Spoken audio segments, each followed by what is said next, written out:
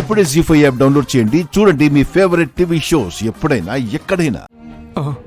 గుణశేఖర్, నిండు చూలాలుగా ఉన్న నా తులసి తండ్రిని వెతుకుంటూ ఇక్కడికే వచ్చింది. ఇక్కడికి వచ్చాక తను ప్రసవించిందా? తనకి పండంటి బిడ్డ పుట్టిందా? చెప్పు గుణశేఖర్, ఆడబిడ్డ పుట్టిందా, మగబిడ్డ పుట్టిందా? ఇప్పుడు ఆ బిడ్డలు ఎక్కడున్నారు? చెప్పు గుణశేఖర్, చెప్పు. అది నా దగ్గర పెరుగుతున్న మైథిలియే మీ తులసమ్మ కూతురు అన్న నిజం చెబితే, ఆ నిజాన్ని ఈయన లీలాకృష్ణకు చెబితే, అమ్మో వాడు మైథిలిని చంపేస్తాడు.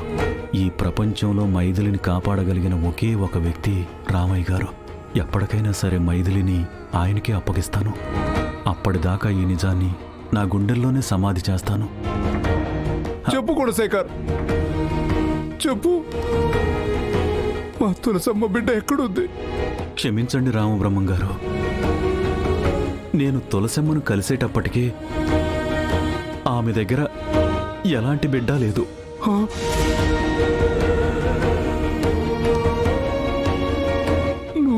నువ్వు చెప్పేది నిజమా? మరైతే కడుపులో ఉన్న బిడ్డ? నాకు తెలియదండి. అయ్యో భగవంతుడా, ఆ తులసమ్మ లేదు, తన బిడ్డ లేదు. ఇక నేను ఎవరి కోసం పోరాడాలి, ఎందుకోసం పోరాడాలి? అయ్యయ్యో. రామబ్రహ్మం గారు, మీరిక్కడ ఎక్కువసేపు ఉండడం మంచిది కాదు. పొరపాటున లీలాకృష్ణ మిమ్మల్ని చూశాడంటే మీ ప్రాణాలకే ప్రమాదం.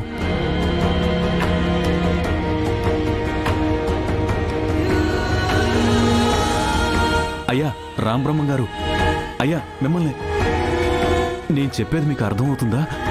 అర్థమవుతుంది గుణశేఖర్. ఆ దుర్మార్గుడి నుంచి తప్పించుకోవడానికి నీ ఇంట్లోకి వచ్చాను.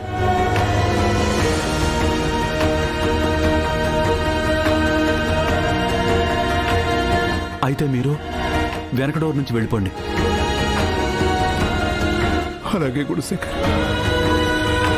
నేను మళ్ళీ కలుస్తాను. అలాగే, ముందు మీరు వెళ్ళండి.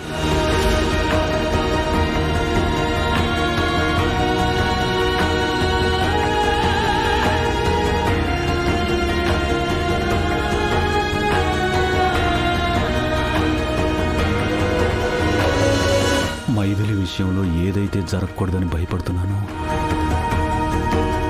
అవన్నీ ఒక్కొక్కటిగా జరుగుతున్నాయి. ఇవన్నీ ఎంతవరకు దారితీస్తాయో ఏంటో. నాన్నా,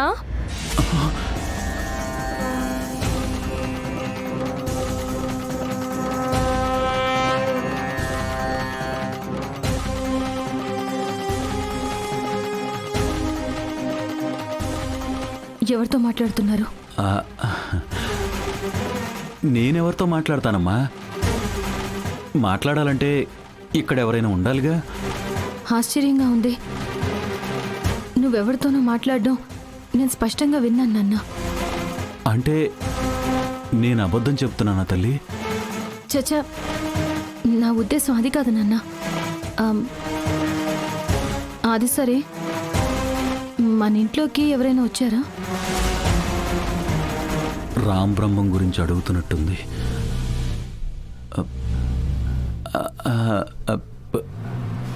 ఎవరూ రాలేదమ్మా. ఎందుకు అడుగుతున్నావు? అది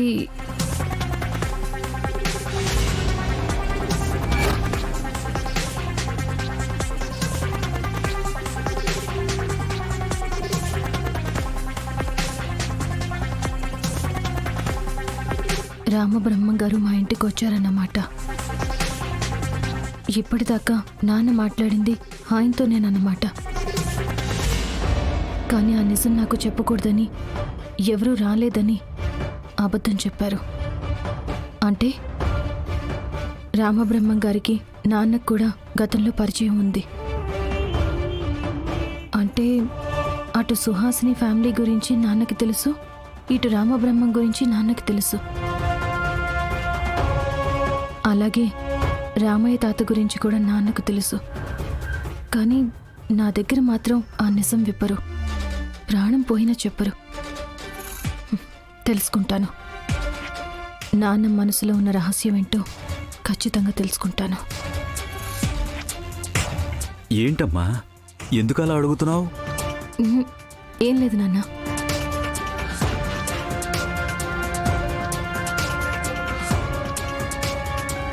మైథిలి గారు,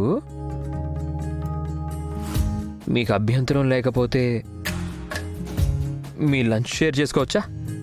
వై నాట్, ప్లీజ్ కమ్. దగ్గర ఆ చైర్లో కూర్చో. సర్లేరా, మీరు లంచ్ చేస్తూ ఉండండి, నేను బయటికి వెళ్ళి తినేసి వస్తాను. సరేరా, నువ్వు వెళ్ళు, బయటికి వెళ్ళి తినే. అక్కడ ఆర్డర్ చేసుకో, బాగుంటుంది. వెళ్ళు, పెట్టండి.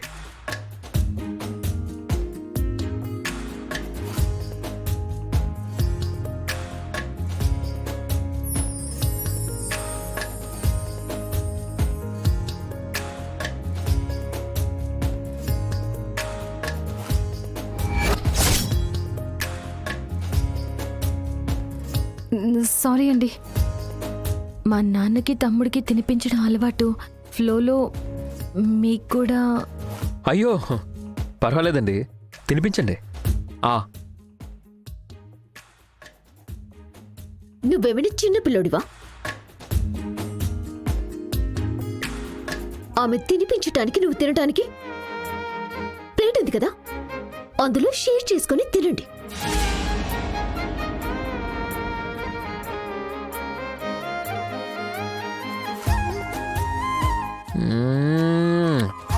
ఆహా, అబ్బాబ్బాబ్బాబ్బా, అద్భుతంగా ఉందండి. అచ్చం మా అమ్మ చేసిన వంటలాగే ఉంది. Thank you. కాకపోతే ఈ కూర మా అమ్మ చేసింది. ఓ అలాగా, అయితే అత్తయ్యకి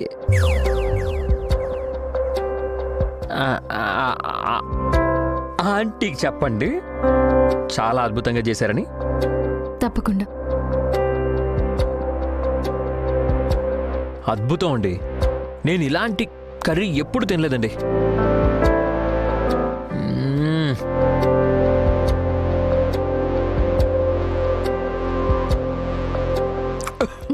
అయ్యో,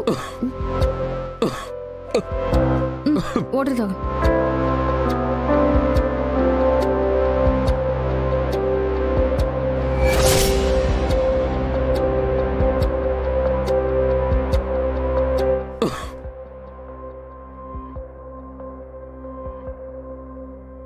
తాగించింది చాలే, మొత్తం నీళ్ళే తాగితే అన్నమేం తింటారు కదా. థ్యాంక్స్ అండి.